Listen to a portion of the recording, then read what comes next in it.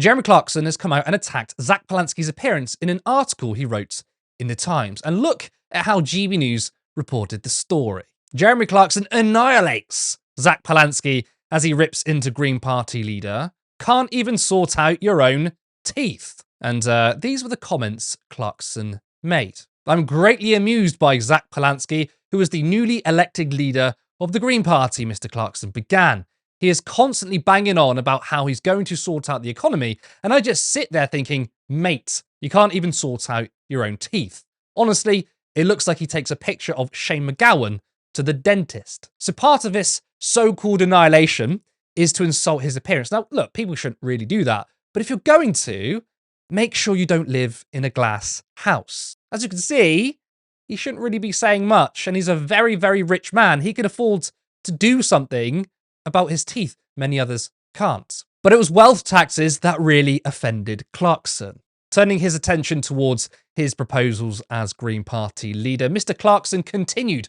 One of his big plans for fixing our finances is to tax the nation's billionaires an extra 1%. And of course, this is a message that plays well with his pink-haired fans, but I've got some sums, and I'm not sure his strategy. Mr. Clarkson proceeded to point out that the NHS alone would use up the 1% tax increase on Britain's 156 billionaires within 12 days. He then joked that they would all move to Monte Carlo or another location once Mr. Palansky would inevitably come knocking for more money.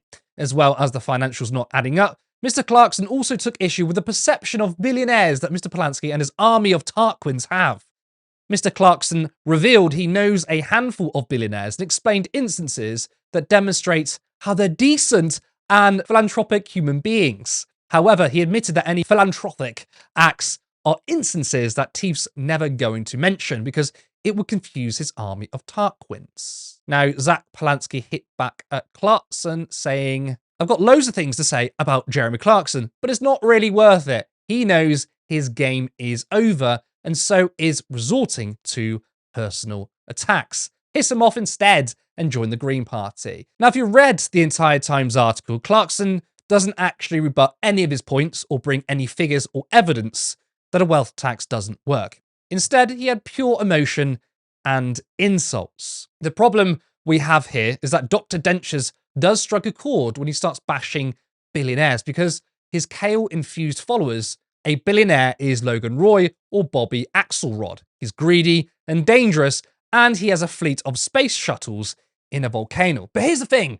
I know a few billionaires, and they're not really like that at all. In fact, last week, one of them donated £500,000 so a piece of Tudor jewellery could be kept at the British Museum and not sold off at auction where it might fall into private hands. That's the sort of philanthropy that Teef's never going to mention because it would confuse his army of Tarquins. A decent billionaire? No. Oh no.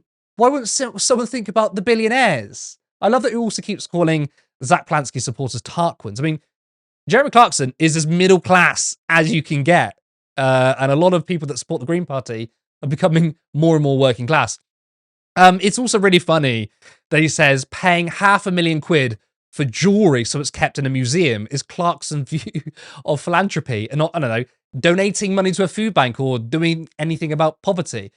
It also kind of proves why we need a wealth tax. So instead of relying on a billionaire to donate £500,000 on jewellery that doesn't improve anyone's lives, we could just tax it and put it into the NHS. Now, Clarkson is accidentally admitting that these people have too much money. But he misses the point completely. This isn't about a personal vendetta against billionaires. This is about a system in which inequality is so bad that billionaires exist when they shouldn't. No one cares about a good billionaire or that Clarkson is mates with them. No one cares about philanthropy. It's irrelevant.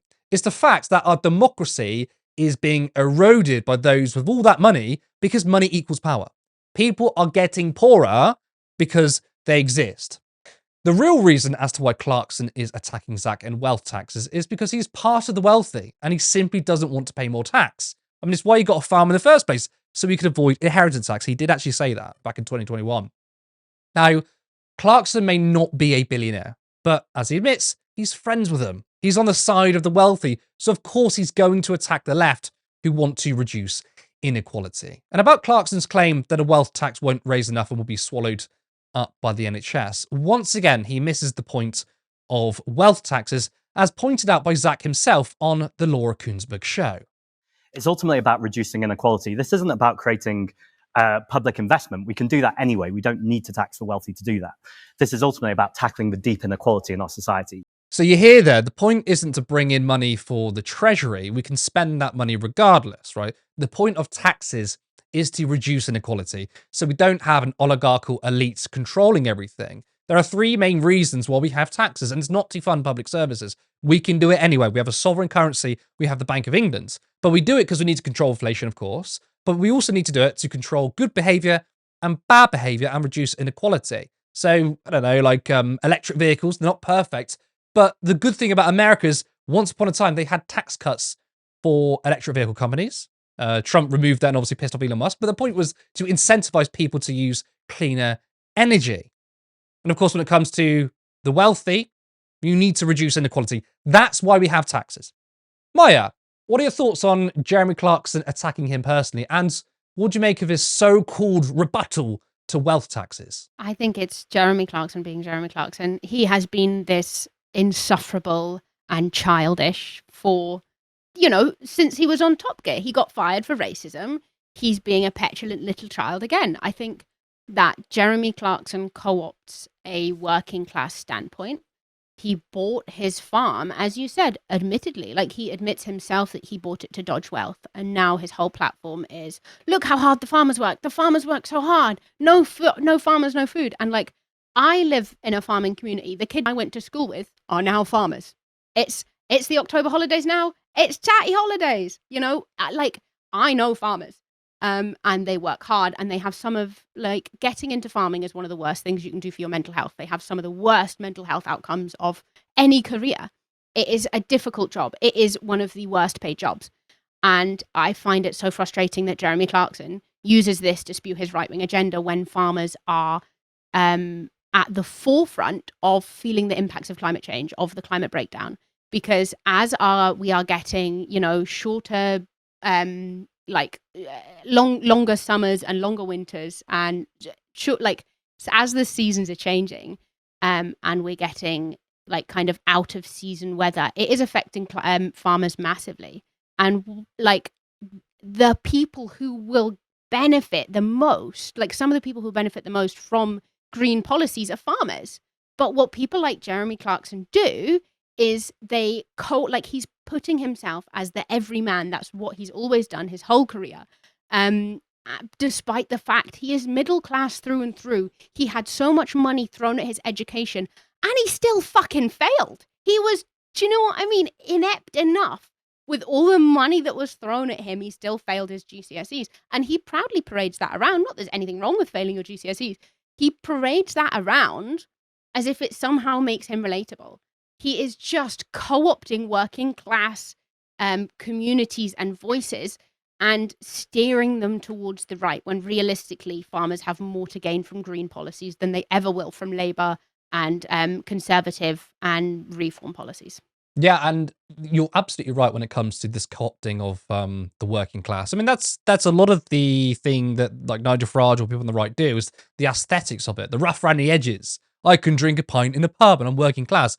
And the really salient point we should all be making when it comes to farm workers is there's a difference between farm workers and farmland owners. And what we saw on the protest from the farm workers, right, was very wealthy people, including Jeremy Clarkson, standing shoulder to shoulder with the farm workers. And basically, the Labour policy, which I have no time for this Labour government, right? But it was the right thing to do to end a tax cut. It wasn't increasing taxes. It was ending a tax cut to inheritance tax. And by the way, it was only 20%, right? Which is 50% of the nominal 40% tax threshold, right? It's usually 40%. And he was acting like it was the workers who were going to suffer. Now, of course, they would suffer if the farmland owners pushed the costs onto the farmland worker. But that's up to them. They shouldn't be doing that. There is a difference between farmland workers and farmland owners. But I want to get your view on the lack of rebuttal when it comes to wealth taxes. I mean, we've seen that Zack Palansky has been targeted a lot more in the right-wing media. Clearly shows their rattles. I mean, GB News all but ignored the Green Party, and now we're seeing them attack him. I read the entire Times article, by the way. It was more of this just personal insults. There was nothing specific about why wealth taxes wouldn't work. So why do you think the media have suddenly gone after Zack Palansky when, before Zack was leader, and it was Carla Denyer, Adrian Ramsey, they had the same policies.